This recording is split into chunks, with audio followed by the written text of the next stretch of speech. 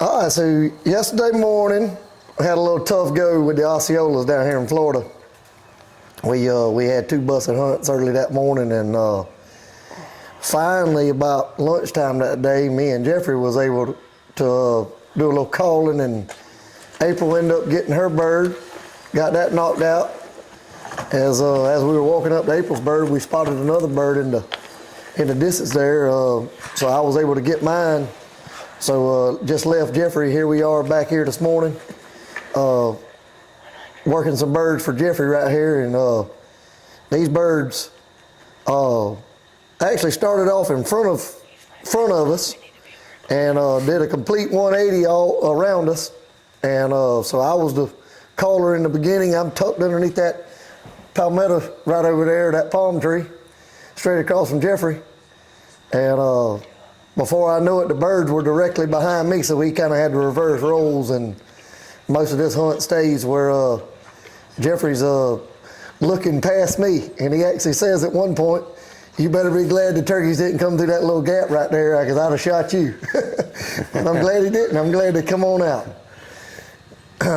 So you're gonna do a lot of gobbling right here behind me, so a few minutes here you'll get a kill shot, but just listen to some gobbling for a minute.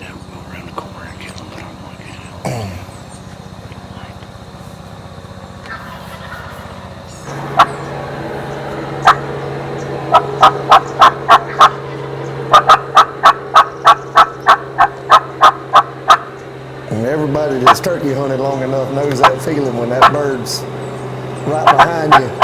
I mean, they come up within 20 yards of you. And I'm just tucked in that palmetto, that palm tree over here. I'm talking about I'm tucked in where they can't hardly see me, and they're gobbling, strutting, spitting, drumming, everything right behind me. And it was pretty intense there for a good little while. Ain't no doubt about it.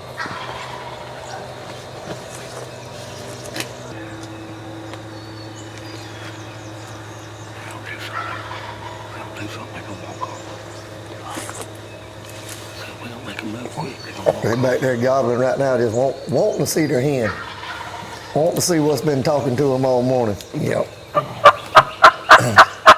We ended up finally getting them to break.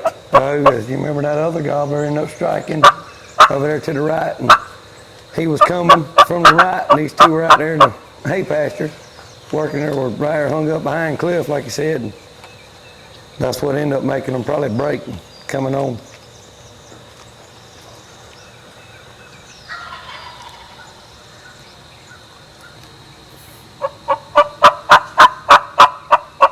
That or me calling one. Probably me calling.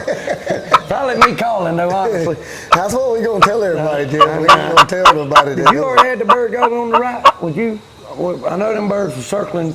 Yeah, we don't know how many gobblers there were. We really, off the roost, it was really weird because we were set up, like we said, I always put the caller back there behind us, and I was up there, me and Mama videoing, and I was shooting, and these birds literally made a 180 all the way around us, and Cliff had them 30 yards in his back pocket.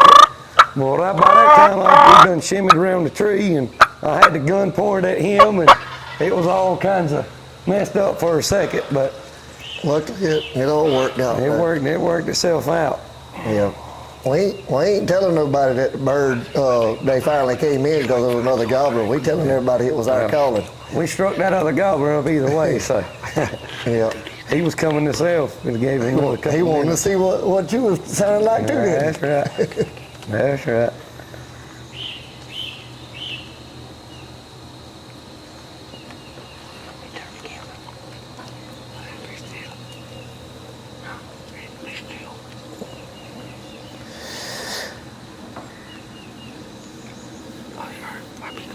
Are they going to hear all the talking, too? Because if they do, they probably think I'm talking to my mama like she's a baby, but she is a beginner turkey hunter, so I am a little strict on her and everything else, but she is a pretty good hunter. But if I'm with you and we hunting, I'm going to tell you to be still when he gets close and it's time to get ready. Yeah, Jeffrey don't like nobody to mess up turkey hunting. If he's a busted hunt, he gets mad. gets mad about it, but I have to tell him I have to keep in mind that's just part of turkey hunting. It is. You go through them times where State of Georgia don't give you but 6 weekends to hunt.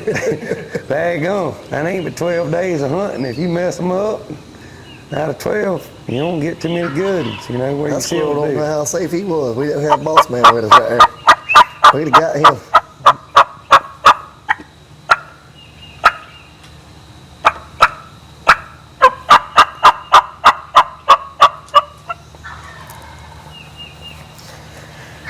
They just back there behind me. Turn the I'm circle. talking about eating it up for an hour straight. We sitting there, guns on my knee, just a shaking. I'm going any second, any second. It felt like it took all day. Probably was behind you though a good 30 minutes just over there, yeah. just hammering. Yeah. Probably 70, 80 yards for me. Cliff about 30, maybe 20 yards away. So it was probably 30, 40 yards from him the whole time. I mean, he could, if he had a gun, he could have blistered. Another gobbler right there inside that swamp and that oak hammock in there. Mama, you know, Mama ended up seeing the bird, but the camera was back on me too because they were coming.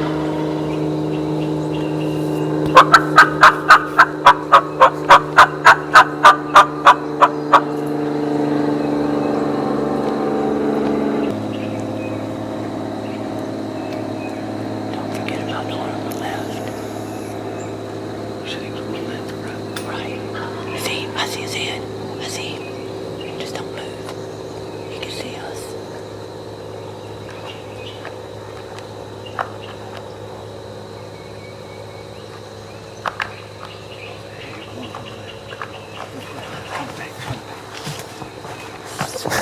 We were flip-flopping back from the one bird coming in the woods to the two coming from behind Cliff.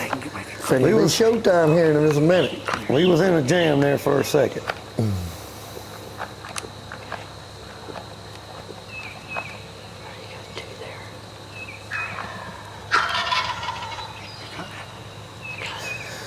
Another thing too, I turned on my red dot on my gun, and it happens the battery's dead, so I'm having to use the bead now. Through a little tiny hole underneath it, but Still got it done. can't hit on that TSS when it hits like that, my friend. Can't handle it.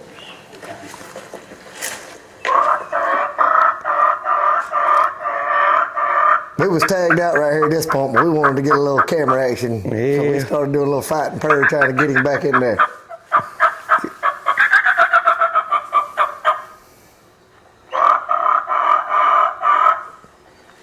That's how we do it, man. Never fucking do it, man.